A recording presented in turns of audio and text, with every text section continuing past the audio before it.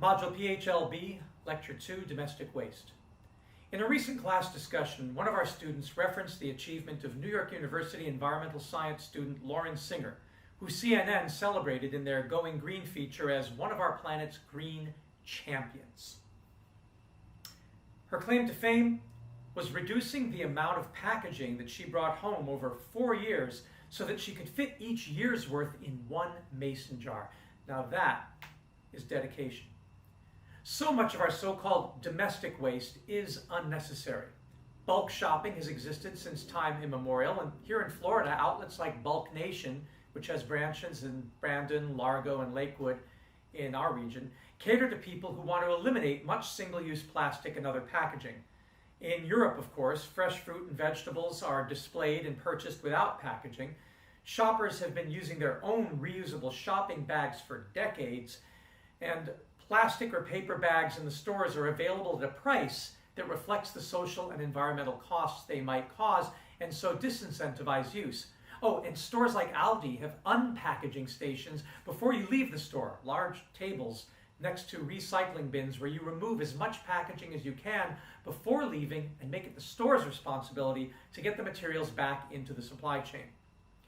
On every street corner, there are specific color-coded recycle bins, and it's a point of pride among Europeans to do as much pre-cleaning and sorting as possible.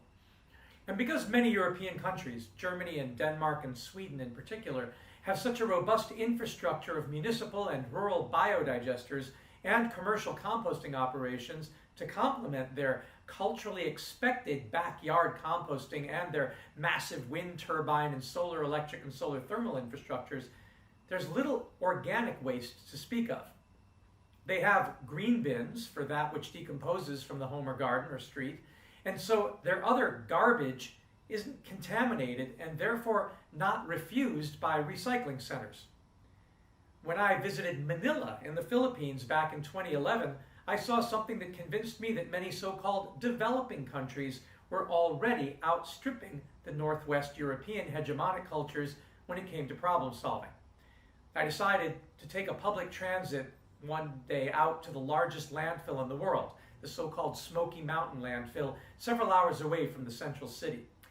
There I was astounded to learn that not only were the Filipinos implementing a new biogas project for electricity generation from landfill gas and training the local garbage picker communities to source separate to increase efficiency, but the garbage trucks arriving there every few minutes all had massive posters on their sides saying, "If you haven't separated, we won't pick up your trash." It was a bold statement by the municipality, backed by the kind of disciplinary action that we should all be subject to. You made your own mess. If you aren't responsible enough to help clean things, then go ahead and wallow in it. San Francisco is one of the few American cities I've spent time in that does the same thing. Last year, when my wife and I arrived for the annual Google Science Fair that I've always been one of the judges for, we noticed immediately that the airport had special bins for organics and other bins for clean recyclables. The restaurants and fast food courts didn't have any single-use plastics. All of our packaging was compostable. They even had attendants at the recycling bins directing patrons where and how to properly place, not dispose of, their residuals. The attendants we talked to were knowledgeable and friendly, providing more of a free education than any kind of admonition. In the city, outside my cousin's apartment, we found that those families that didn't carefully clean and sort their garbage and properly put them in the right place, including the green bin for all the organics, would come outside to find a colorful and pleasantly worded brochure explaining where things should have gone and warning them that next time their garbage would simply be left behind until they got into compliance. It was such a contrast to what we'd seen in all the other US airports and cities that we'd been flying into and out of. And when I talked to restaurant vendors and cleaning staff, and to my cousin and her neighbors, and to city sanitation workers, they all had nothing but positive things to say. Why should the carelessness and irresponsibility of the so-called consumer be rewarded or supported or aided and abetted? Just what kind of perverse incentive program have we been running all these years? As I've mentioned in class before, there actually are garbage mafias in most cities who make most of their money through the increasing value of ever decreasing or scarce land for landfill. It's really about land speculation and what has been a fairly inelastic market using the classic scarcity model. As long as people think goods turn into bads that need disposal and the spaces available for disposal are running out, those who control the flow of those bads from cradle to grave will profit handsomely. Naples, Italy, which has been lurching from garbage crisis to crisis for decades, is a classic example, with the Camorra Mafia gang controlling the garbage market. As one article points out, quote, the Camorra isn't actually that interested in household waste, but it is interested in controlling the waste cycle, controlling the dumps. Camorra gangs have also bought land at knockdown prices from intimidated small landowners and sold it at a huge profit to companies involved in stocking bales of waste. End quote. What are you going to do about it? So now this module of our class is concerned with the anthropology of waste as it concerns domestic wastes, the waste you, no longer me so much, produce at home, while the next module unpacks the anthropology of industrial wastes. It would be nice if they were so evenly divided, but alas, the world is far more complex than that. As the Naples case shows, mixing waste streams, particularly those that are problematic, dangerous, toxic, is good business for those charging a premium for diminishing landfill space or dump and destroy operations that nobody wants in their backyard. Quote, the Camorra filled the dumps not just with household trash, but also with industrial waste trucked in from around Italy. This traffic remains one of organized crime's most lucrative activities, rivaling and possibly exceeding narcotics for profitability, end quote, says the article. Quote, the gangsters still make fortunes in waste transport, and as they no longer run the dumps, by dumping and burning toxic refuse in the countryside, they make their money, which is a major source of pollution blamed for higher than normal rates of certain cancers in the region, end quote. If our domestic consumption residuals were properly cleaned and sorted, they would be profitably collected and brought to remanufacture centers as valuable feedstock. Without the organic residues on them, most of them wouldn't create a hazard and could sit indefinitely in locations where they could be brought back into an industrial ecology, and it's unlikely anybody would allow them to get mixed in with industrial waste.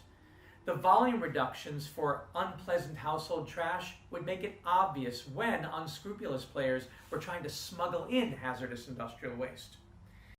But first, you would have to convince people that household wastes were valuable enough to keep out of the landfill waste stream and thereby starve the mafias of the material for their cover-up.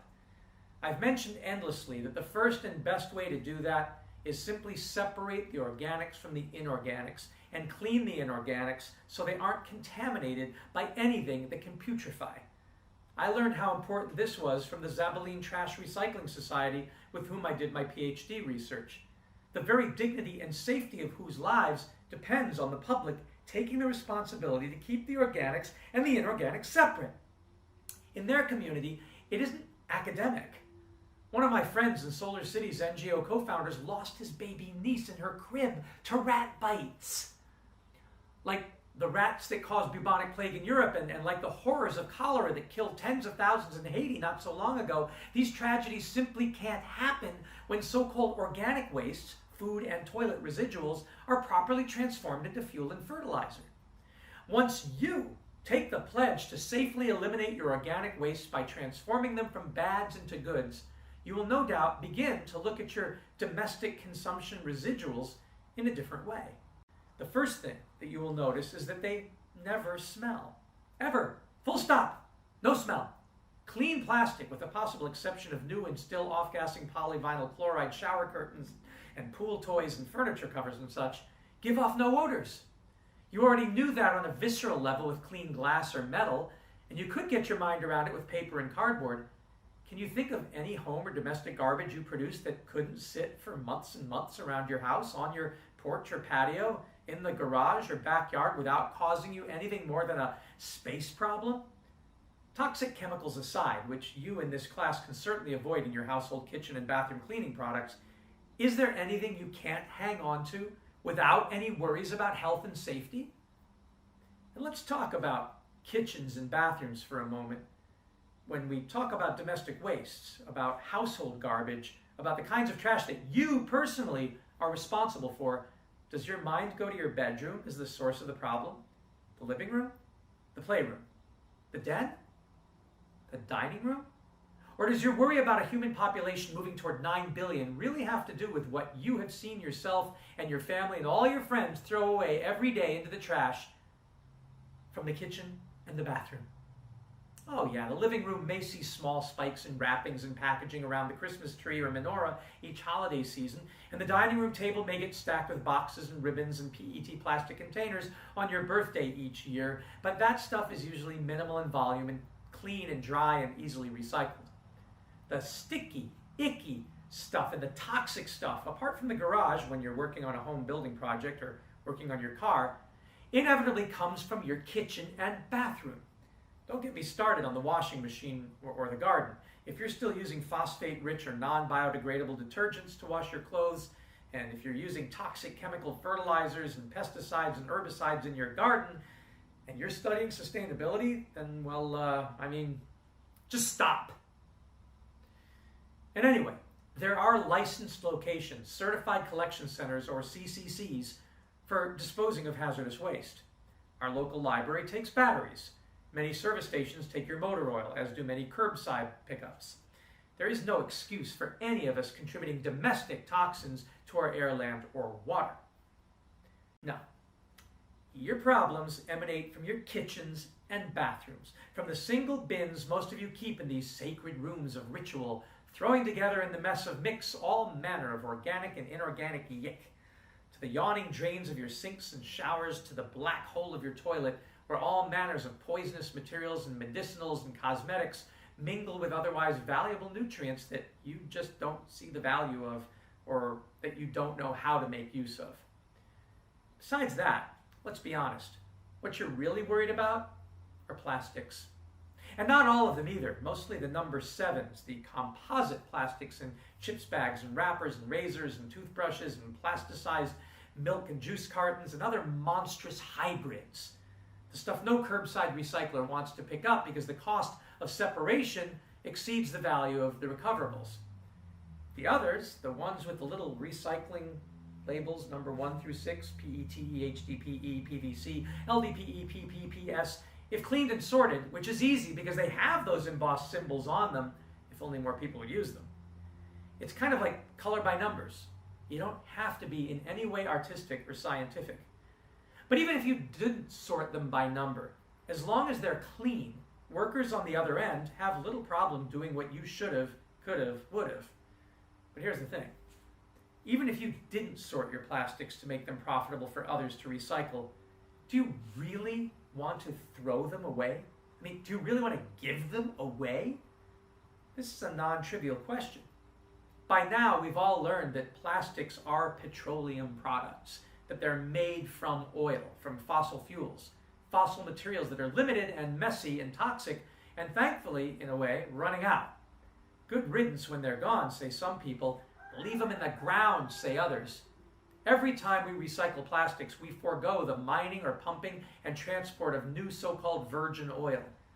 But what many people don't know is that plastics can be turned back into oil, and they don't seem to know what a simple process it is. The plastic to oil process, look it up, is a simple matter of thermal decomposition under anaerobic or air-free conditions. Get most plastics slowly heated to about 450 Celsius in the absence of oxygen, and rather than just melting or burning, they pyrolyze and gasify and then condense from polymers into monomers. They turn back into oil. It's so easy to do that a small backyard chemist turned businessman named Adeshe Abaje in Addis Ababa, Ethiopia, has local kids scavenging the streets for him and turns the dirty plastic they bring him into fuel for minibuses. He built the system out of old oil drums, literally in his backyard. In his news report and TED Talk, he points out how the streets of his town are getting so clean now that he has had to start employing kids to scavenge in Nazareth to get the needed plastic waste. Meanwhile, a high school kid in the Midwest developed a similar system in his backyard for a science class project. while we at Rosebud Continuum Eco Science Center have the Japanese desktop blessed plastic-to-oil machine to demonstrate the method.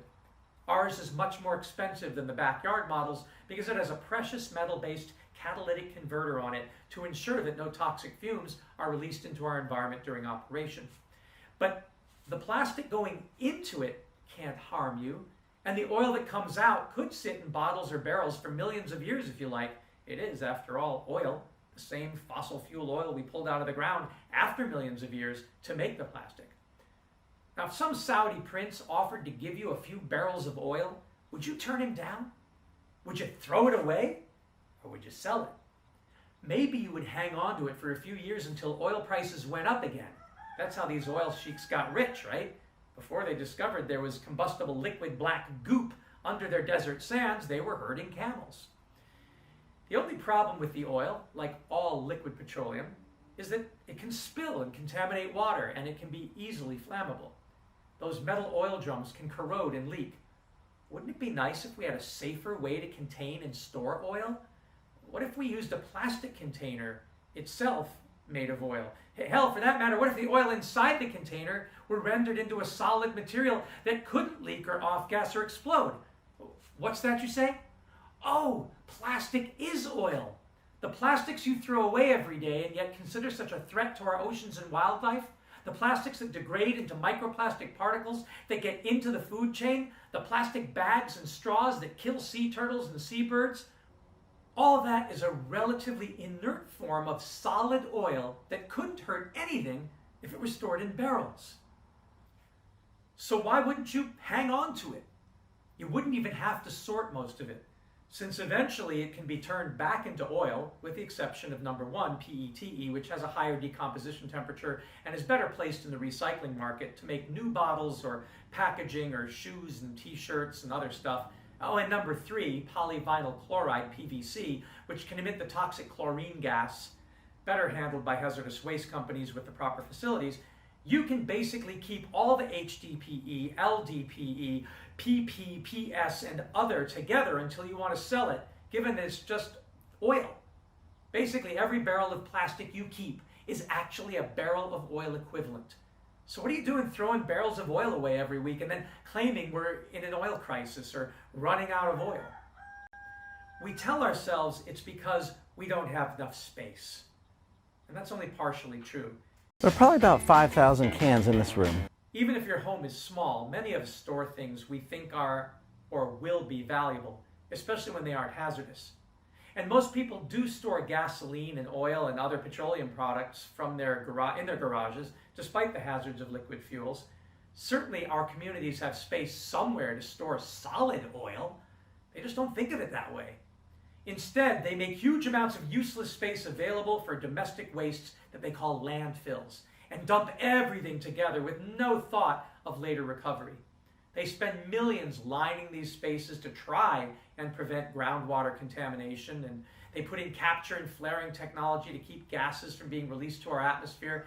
It never seems to occur to them that if all the organics were cleaned off the garbage beforehand, there would be no chance of the landfill releasing greenhouse gases, no chance of attracting seagulls and other birds and rats and feral dogs and cats and roaches and flies and other vermin, no chance of smelling and causing odor problems for the community or causing disease. And then, if the plastics were clean, it would be fine to put them in the landfill. After all, they came from underground to begin with when they were oil, and now they're even more safely put back in the ground in this solid form called plastic. But why would you? Why would you throw it away? Probably for an anthropological rather than a technical reason. We throw things away because our tribe sees them as impure, as taboo and unclean. Even when we clean our plastics, seeing them in the trash bin makes our tribe deem them unclean and untouchable. Now, I don't want to mislead you into believing that household garbage isn't or can't be dangerous and untouchable. Annie Lennox gives a sobering account of just how bad much of what we bring home really is in The Story of Stuff, the documentary based on the book in our readings. She writes, quote, "There are over 100,000 synthetic chemicals in use in commerce today. Only a handful of them have even been tested for health impacts, and none have been tested for synergistic health impacts. That means when they interact with all the other chemicals we're exposed to every day. So we don't know the full impact on health and the environment of all these toxic chemicals, but we do know one thing: toxics in, toxics out. As long as we keep putting toxics into our industrial production systems, we're going to keep getting toxics in the stuff that we bring into our homes and workplaces and schools, and our bodies. Like BFRs, brominated flame retardants, they're a chemical that make things more fireproof, but they are super toxic. They're a neurotoxin. That means toxic to the brain. What are we even doing using a chemical like this? Yet we put it in our computers, our appliances, couches, mattresses, even some pillows. In fact, we take our pillows, we douse them in a neurotoxin, then we bring them home and put our heads on them for 8 hours a night to sleep. Now, I don't know, but it seems to me in this country with so much potential, we could think of a better way to stop our heads from catching on fire at night. Now, these toxics build up the food chain and concentrate in our bodies. Do you know what is the food at the top of the food chain with the highest level of many toxic contaminants? Human breast milk. End quote. All this is true. And as a society, we must cease these horrible practices. But as Lennox herself writes immediately after, quote, and of course, the people who bear the biggest brunt of these toxic chemicals are the factory workers, many of whom are women of reproductive age. They're working with reproductive toxins, carcinogens, and more. Now I ask you, what kind of woman of reproductive age would work in a job exposed to reproductive toxins except for a woman with no other option? And that's one of the beauties of this system. The erosion of local environments and economies here ensures a constant supply of people with no other option. Globally, 200,000 people a day are moving from environments that have sustained them for generations into cities, many to live in slums, looking for work, no matter how toxic that work may be. So you see, it's not just resources that are wasted along this system, but people too. Whole communities get wasted. Yep, toxics in, toxics out. A lot of the toxics leave the factories in products, but even more leave as byproducts or pollution. And it's a lot of pollution. In the U.S., our industry admits to releasing over 4 billion pounds of toxic chemicals a year. And it's probably a lot more because that's only what they admit. So that's another limit, because yuck, who wants to look at and smell 4 billion pounds of toxic chemicals a year? So what do? Move the dirty factories overseas, pollute someone else's land. End quote. Yeah, what a world. All of this is horrible. But these are topics better considered in our second Anthropology of Waste module, dealing with industrial waste. With the exception of products that off-gas toxins into the air, or products you use on your skin, or the flame retardant she talked about, in general, what we bring home isn't as dangerous as what the manufacturing process leaves behind in the communities where people are forced to produce this stuff. Environmental injustices mostly occur at the sites of manufacture. And providing you don't burn the material you consume or bury it in your backyard, leaving clean, sorted garbage on your property, properly covered, isn't going to have much of a health impact on you or your environment. It is in the disposal of your household wastes that they cause their huge problems, which is why authors like McDonough and Brungart champion the cradle-to-cradle model that seeks to define everything as a type of nutrient.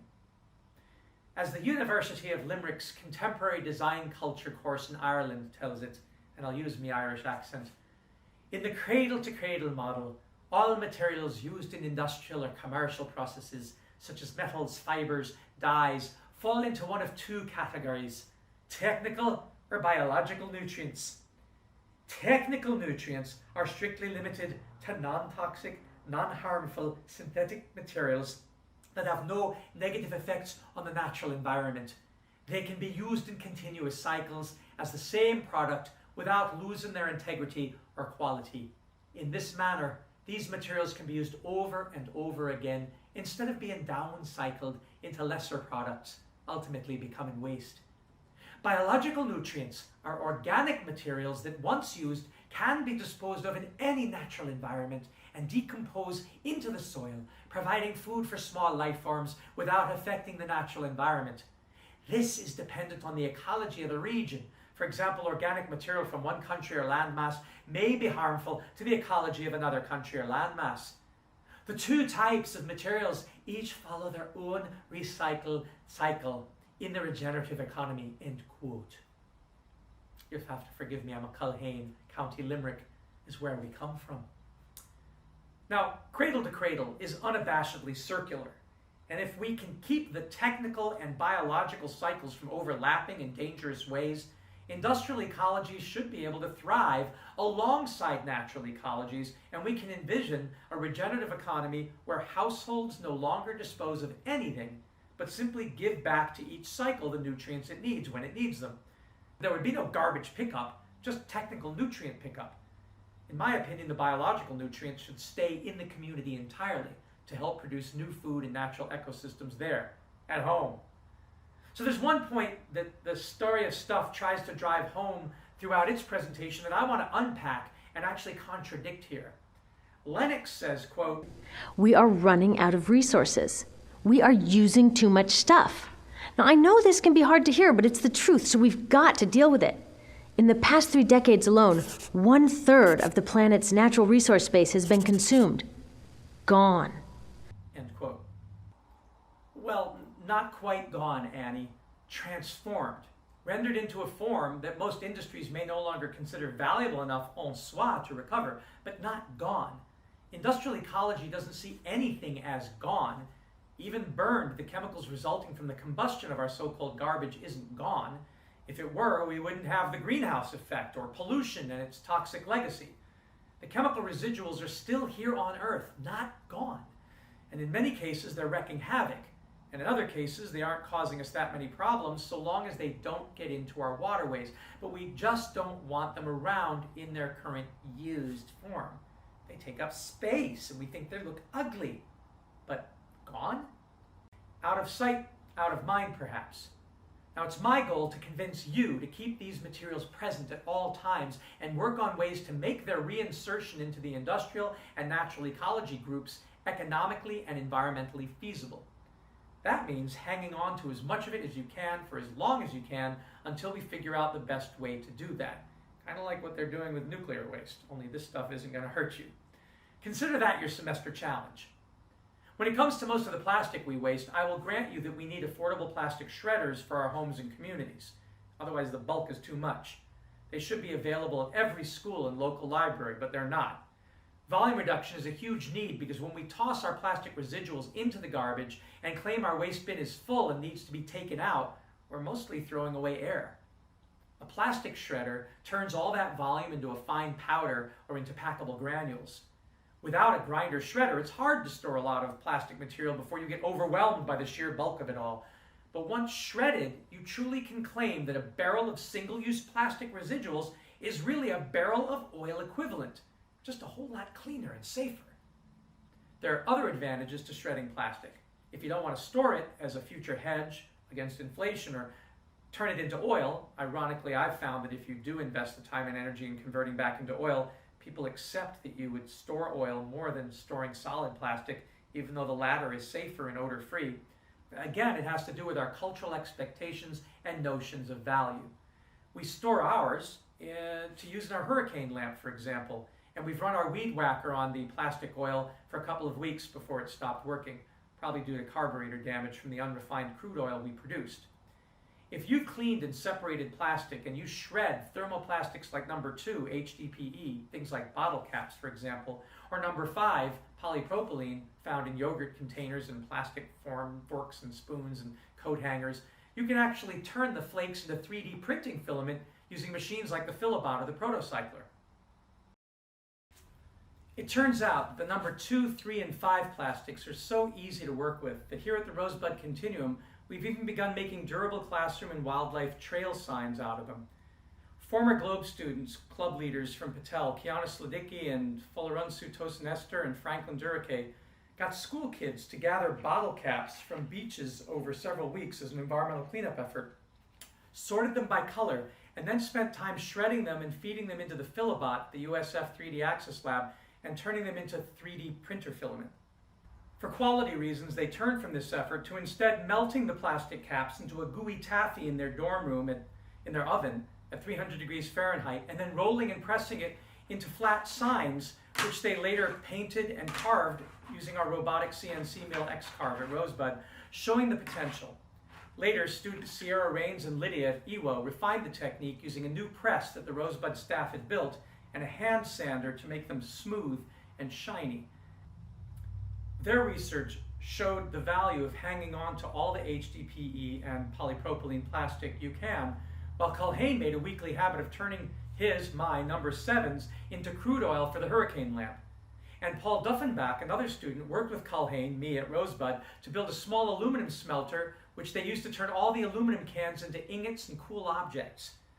There's so much research to be done, but the point is that with 100% of your organic waste able to be easily turned back into fuel and fertilizer at home, the aluminum is easy to recycle at home or sell, the other metals and glass easy to sell, the cardboard and paper, even the soiled pizza boxes, all useful as mulch in the garden, and much of the plastic is useful for sign making or 3D printing or oil making at home or in the community.